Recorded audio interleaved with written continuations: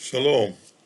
I recently acquired a copy of the Jewish Study Bible published by Oxford University Press, and I've been enjoying going over the parsha Shavua, reading their notes, and I want to take just a few moments to develop in my own understanding and my own personal outlooks and values an interesting thing that was pointed out in the notes to the Oxford, to the Jewish Study Bible, talking about our parsha,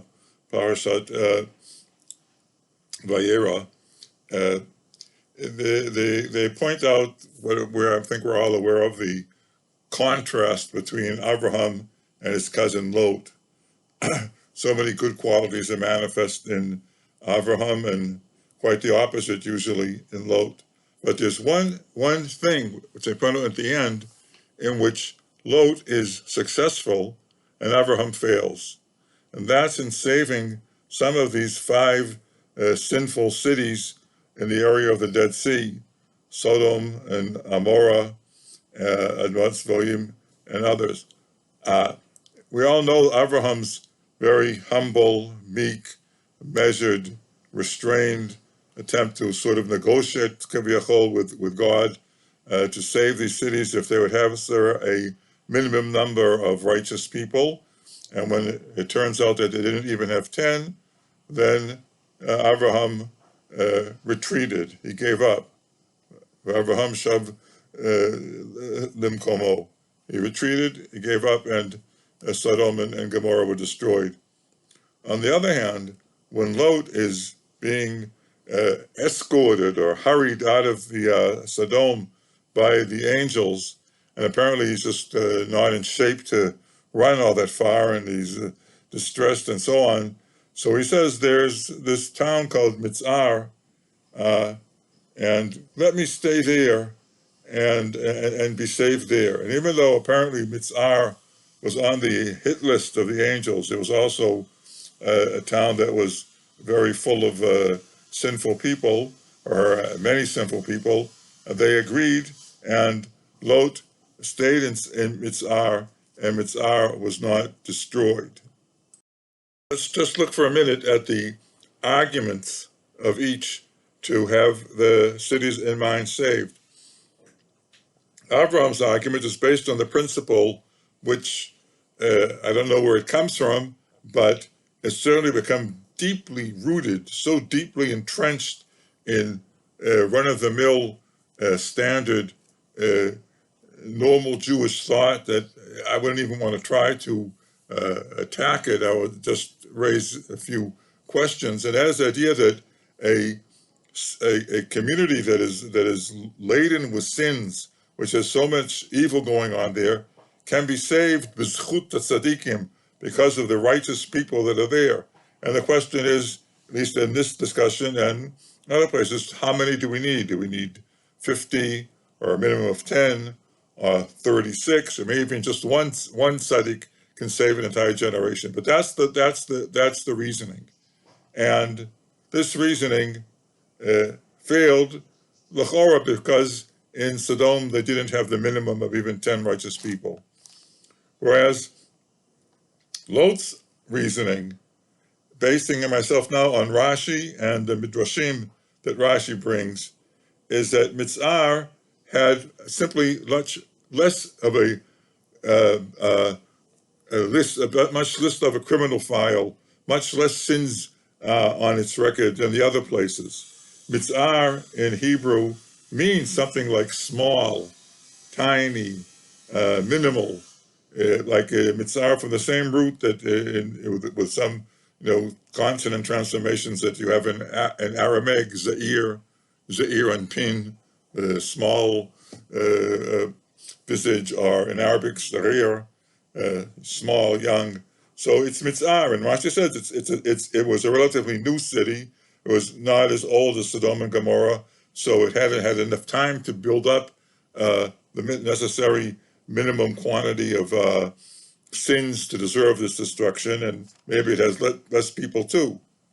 Now, when we look at these arguments, we see that on the one hand, The argument especially looking from the point of view of justice, again, in my personal opinion, which is by no means, correct, or certainly not something that I would, try to impose, but perhaps just suggest that you have a listen.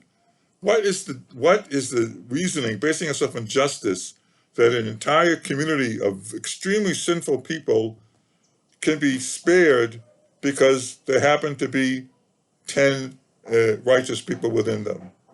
Is the fact that they tolerate 10 righteous people balance out all their evil doings?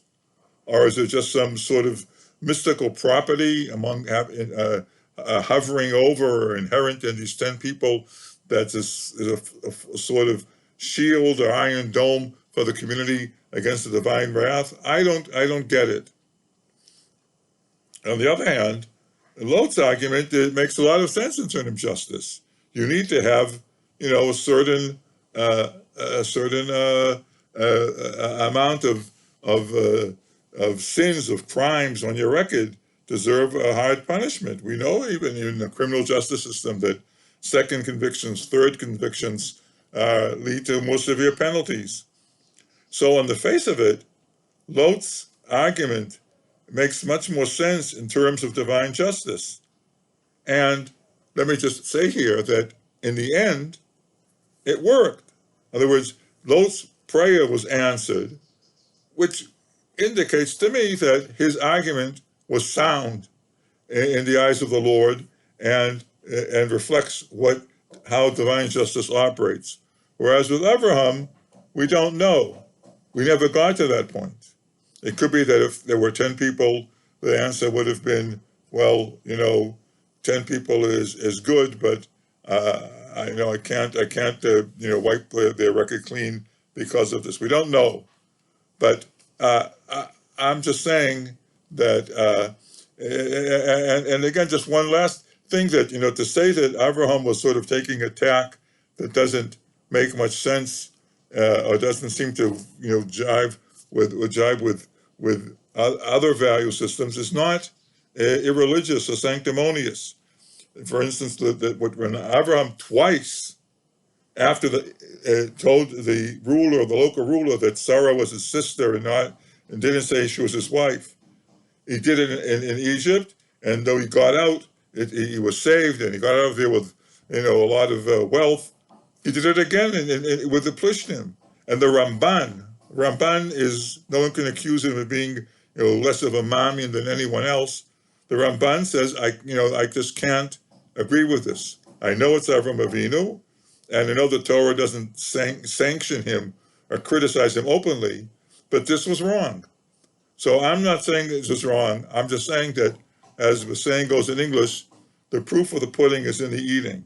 And Lot's argument, which is based on the fact, again, basing myself on the Midrash, that the people of Mitzar had less sins on their criminal record, was a good reason for divine justice to say they could be spared. Whereas Avram's arguments about the number of righteous people whose merits will somehow save the community remains at best unclear. Thank you very much. Shabbat Shalom. B'sarot Tovot, Shavot V'nechamot.